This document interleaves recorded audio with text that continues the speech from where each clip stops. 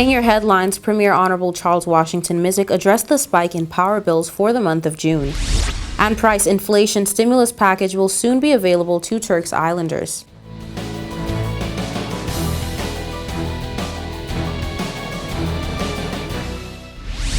From the PTV Broadcasting Headquarters in Providenciales, your #1 source for news, I'm Erica Pinales, delivering the latest from across the country this Wednesday, June 20th, 2022, right to your door. Newswatch starts now.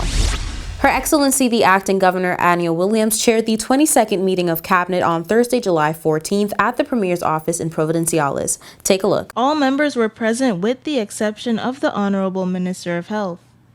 At this meeting, Cabinet approved the release of funds from the National Forfeiture Fund to the Financial Intelligence Agency and the Financial Crime Unit of the RTC-IPF to procure essential resources to support work undertaken to address national priorities. Cabinet approved an increase in the personal exemption allowance for arriving passengers for the importation of accompanying personal items from a minimum of $400 to a maximum of $600. Cabinet approved the cessation of the requirement for customs arriving passenger declaration forms at all international airports, excluding FBOs, below the personal exemption allowance of $600. Cabinet approved the exemption of customs import duties in line with the investment policy on various commodities imported by Ocean Breeze Resort, located in Bottle Creek, North Caicos, a European-style resort with individual guest rooms and suites. Cabinet approved for the Telecommunications Commission to hire a consultant to prepare a business case and related studies for a national fiber optic cable spanning from Providenciales via the Family Islands to Grand Turk to provide enhanced communication services. Cabinet approved a $16 million inflationary economic support package adjustment to cushion the impact of the global rise in costs of living in the Turks and Caicos Islands. Newswatch gathers that this includes a payment of $1,000 to all persons previously approved in the March 2022 Citizen Stimulus Relief Program, with agreed criteria for persons not previously included in that batch. Reduction in CPF to 0% on an agreed list of food items, and additional financial injection into the Works program.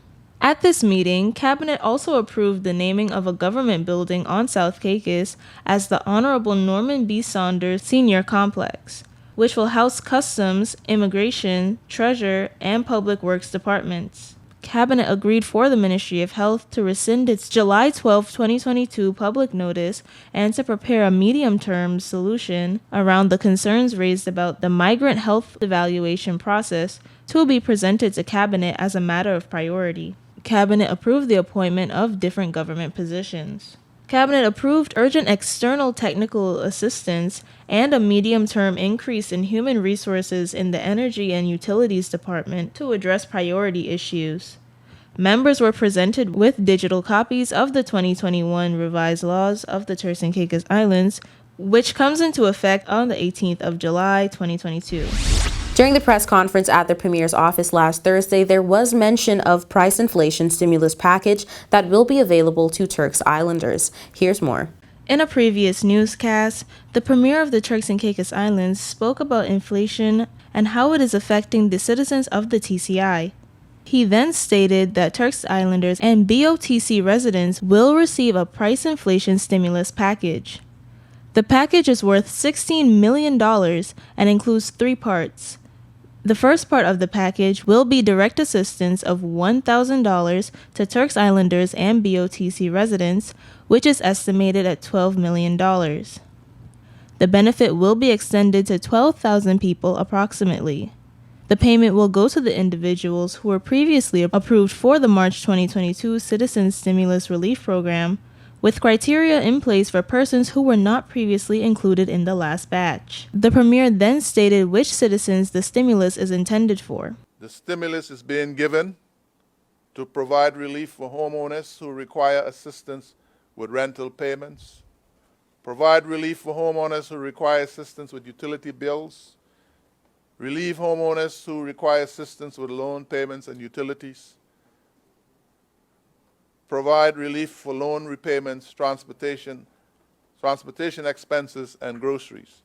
He then went on to explain the way in which the stimulus will be distributed and that persons who already applied for the previous stimulus would not have to undergo the process again. So, it has agreed that the previously approved list of citizens' inflation adjustment stimulus applicants will be used to distribute stimulus checks. In other words, those persons who are already registered in the system based on the last disposition will not have to reapply for the benefit and go through the vetting process. Again, if you received the $500 earlier this year, you do not have to apply for this inflation adjustment stimulus. The payment for you will be processed automatically. The second part of the package deals with food items. In a post from the TCIG, it was said that the cabinet will reduce CPF to 0% on an agreed number of food items. The third and final part of the package includes additional finance injection into the Works program. For PTV Newswatch, I'm Khalees Williams. Right before the issuance of July power bills, Premier Honorable Charles Washington Mizik addressed the spike in power bills for the month of June, which sent residents into a frenzy who called on government for a resolve, and Newswatch has the details. Residents say while they appreciate government's monetary assistance toward the big spike in Fortis utility bills back in June, they are also seeking a more permanent resolve. So for those people who are saying that we haven't touched the fuel factor or the decisions that we made, we've kind of left Fortis out of the loop. That is not the case. We are in negotiations with Fortis as we speak about a number of issues, including renewable energy, including investments that they want to make which could potentially impact the cost of power.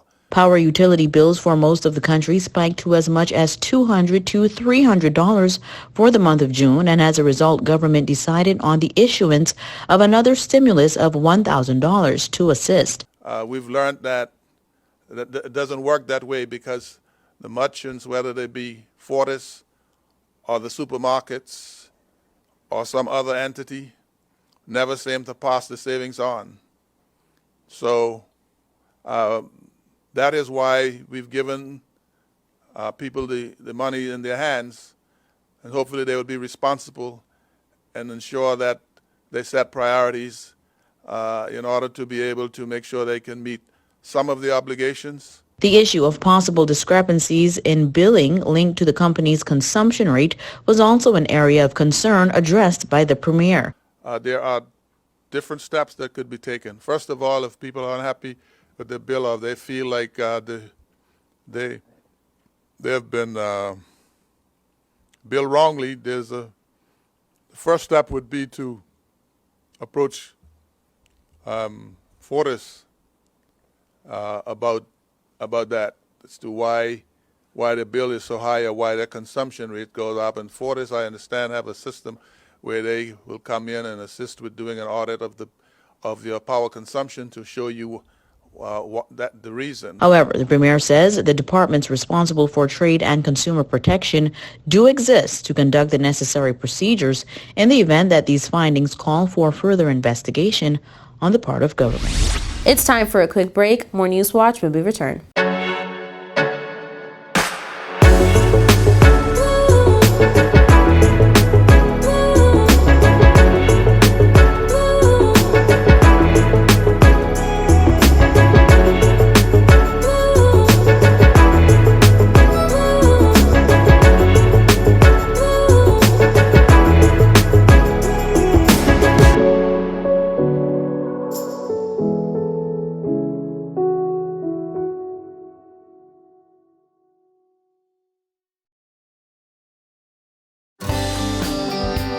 This is a reminder that all PTV service accounts are due on the first day of each month. Accounts should be brought up to date by the 28th of the month to avoid disruption in service. Payments may be made on our office at Stubbs Diamond Plaza, Providenciales, Mides Plaza, North Caicos, and Airport Road in South Caicos. Payments may also be made online using Scotiabank, CIBC First Caribbean Bank, and Royal Bank of Canada. Please allow 3 business days for online payments to be processed. We thank you for your cooperation.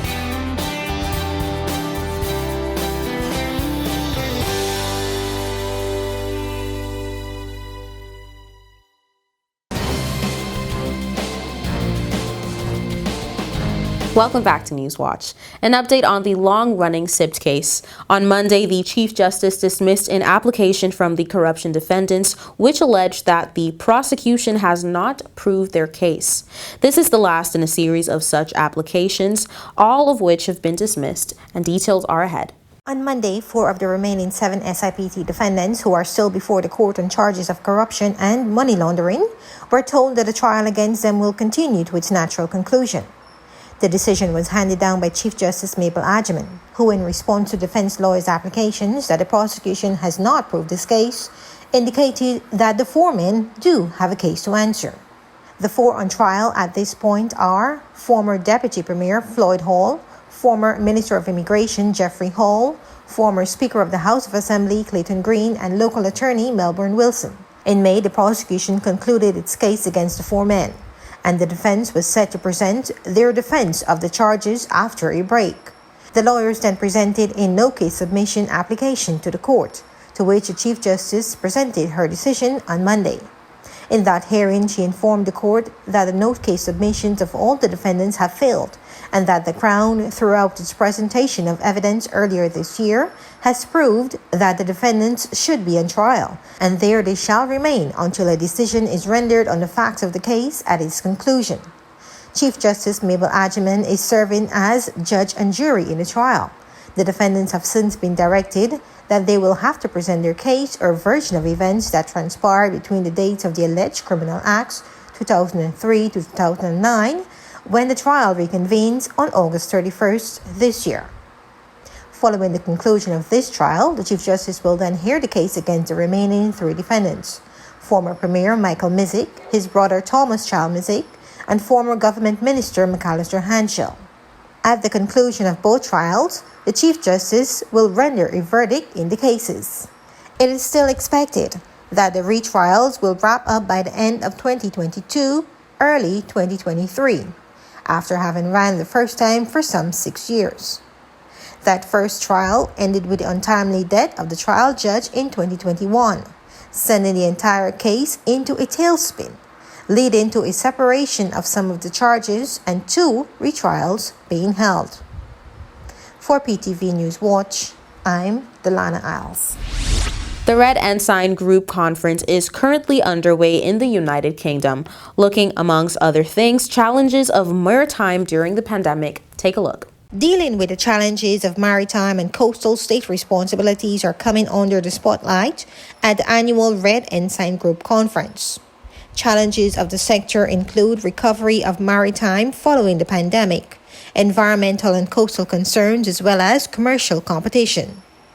The conference, which oversees and upholds maritime safety standards across the 13 British shipping registers, is meeting in the Isle of Man to discuss best practice and to look at ways of improving the performance of the British registers internationally. It is the first time the conference has met in person since the global pandemic took hold in 2020. Representing the Turks and Caicos Islands are Mrs. Tekla Joseph, Director of Fisheries and Marine Resources Management, Mr. Henry Wilson, Deputy Director of the Fisheries and Marine Resources Management, and Mr. Delton Jones, Director of Ports. Red Ensign Group members from across the world will be meeting to discuss maritime matters of interest at the event being held in Douglas. It will also include sessions on the roles and responsibilities of coastal states and will tackle issues such as decarbonization, counter-pollution, and environmental concerns. His Excellency Lieutenant Governor Sir John Lorimer opened the ceremony on Tuesday, July 19th.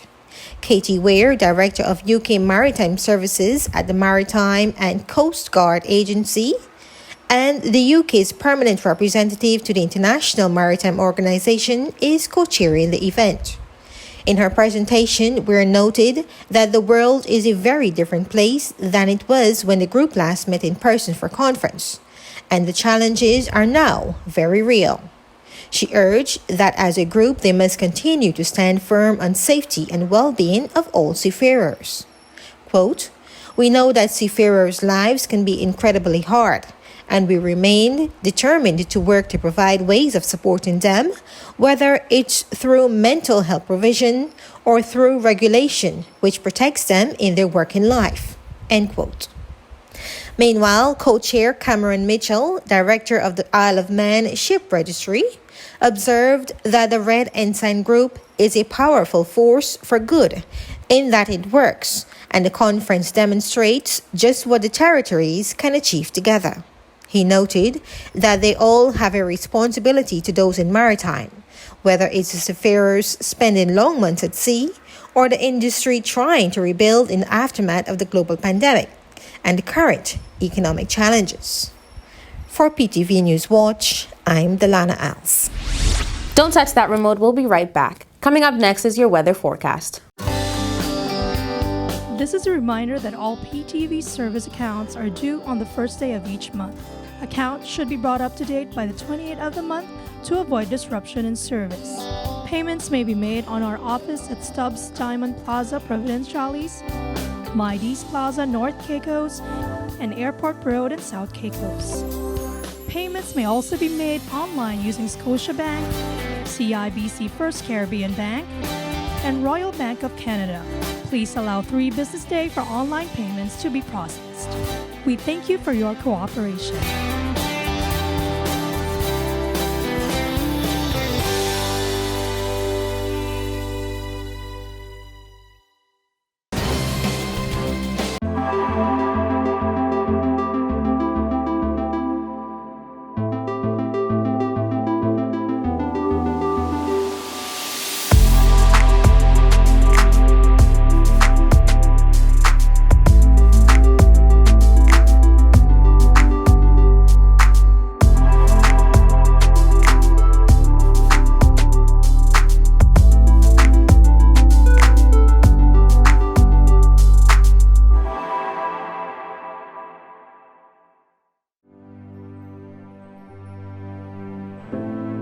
Here at People's Television, we're more than just your leading news and entertainment services.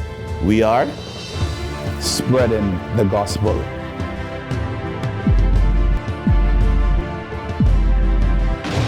We are breaking barriers. We are preserving the culture. Each one, teach one. We are committed to excellence. We're creating change. We are creating memories. We are the future. I am PTV. I am PTV. I am PTV. I am PTV. We are PTV. We are continuing the legacy. We are PTV.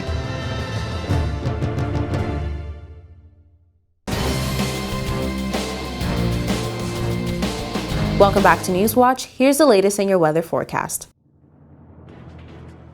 For the nation's capital, Grand Turk, partly cloudy skies, high 85, low 79, winds east at 20 to 30 miles per hour. For South Caicos, partly cloudy skies, high 85, low 79, winds east at 20 to 30 miles per hour. For North and Middle Caicos, mostly sunny skies, high 85, low 80, winds east at 15 to 25 miles per hour. For Parrot and Pine Key, mainly sunny skies, high 86, low 80, winds east at 15 to 25 miles per hour.